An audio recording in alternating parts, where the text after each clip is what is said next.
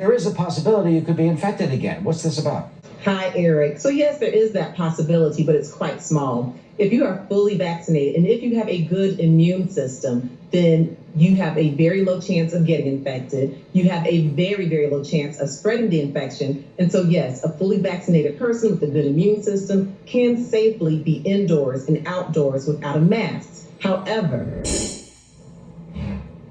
Well, the CDC is releasing new data on the so-called breakthrough coronavirus cases. You know, those rare instances when patients test positive after they were fully vaccinated. Two recent examples, comedian Bill Maher and reported 9 members of the New York Yankees. Thankfully, only 2 of those had symptoms. Well, last month, the Centers for Disease Control had documented just about 9,000 such cases. You know, that's a tiny fraction of the 95 million Americans who've gotten their shots. Meanwhile, the U.S. Defense Department says the vaccine, well, it's been extremely effective, it says, at protecting its ranks. When we talk about safety and efficacy, in particular efficacy, that's why we keep talking about it within the department, is 99.9% effective in the community for us, and 99.999% effective in preventing hospitalization. That's incredible. 99.999% in preventing hospitalizations. That's great. Dr. Frita Fisher's here, certified in pediatrics, pathology, and internal medicine. So, doctor, let's start with, if you've been, a lot of us have been vaccinated. You get the vaccine. You know, you're going to rip your mask off. Can you do everything possibly? I mean, how worried should you be? There is a possibility you could be infected again. What's this about?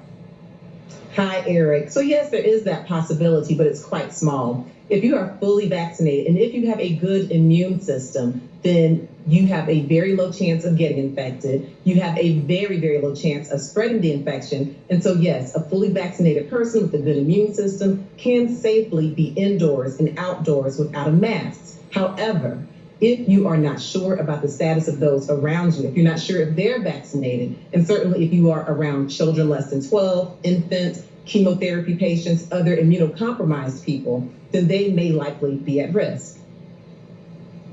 That's really important because you think about yourself, obviously, but you got to think about other people. Could you be vaccinated and carrying it and spread it to someone by accident? Well, data shows us that that's highly unlikely. So when we first had the mask mandates for fully vaccinated people, that was the fear, that even if you're vaccinated, if you get an infection, can you share it? But we now know that you have such a low viral load. Even if you do have a breakthrough infection and you're fully vaccinated, you have up to 5-fold less virus than you would have had you not been vaccinated. And so there is a minimal chance of you being a fully vaccinated person and spreading it to others. And that is really one of the things that drove the CDC's guidelines for fully vaccinated people to be without masks. That is great news. And what is your advice to people who are not vaccinated? You know, even though you got a whole growing population now of people vaccinated, what would you say to those who, for some reason, whether it's health-wise or their belief that they haven't been vaccinated yet?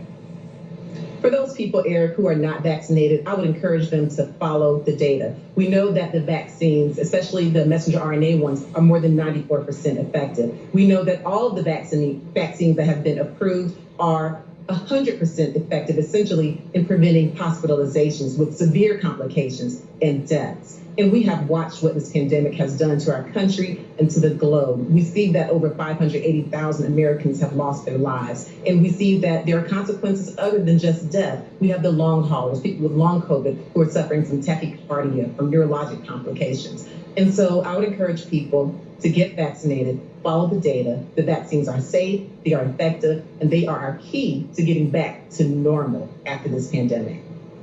It has been so devastating. It has caused such heartbreak and horror across the country. We all know someone who's been sick or have died from this horrible virus. When do you think will we ever, get through with it? They talk about new variants. There's a new variant that appeared in Oklahoma. You got Brazil, you have some in London. They shut down, then they have to open up, then they shut down again. Will this always be with us? Or will we be able to have a vaccine like the flu to finally prevent coronavirus? I tell you, I am an eternal optimist. And so I do believe that we will get through this. Now, will our normal become a new normal? Will we need boosters? With the variants on the rise, will we at some point always have to wear masks in some situations? That may be. There may be an adjustment. But I'm optimistic because if you look at the cases, we are now down to less than 30,000 cases per day, which is lower than we've been since June 2020. Our deaths are decreased. Our hospitalizations are decreased. And this is no coincidence, Eric. It lets us know that the vaccinations are working. And so as long as people get vaccinated and wear masks and socially distance when it is indicated, then I feel like we can overcome this pandemic to a degree, even if our lives have to adjust somewhat going forward. The message from Dr. Frita Fisher: get vaccinated, of course, if you can. Still 30,000 a day. We'll take that now. We'll get it down to zero. Dr. Fisher, thank you so much. Good to see you. You too. Thank you. Thank you, Dr. Frita. Prince Harry setting off more drama with new pointed comments about the royal family. The fallout from his latest criticisms up next.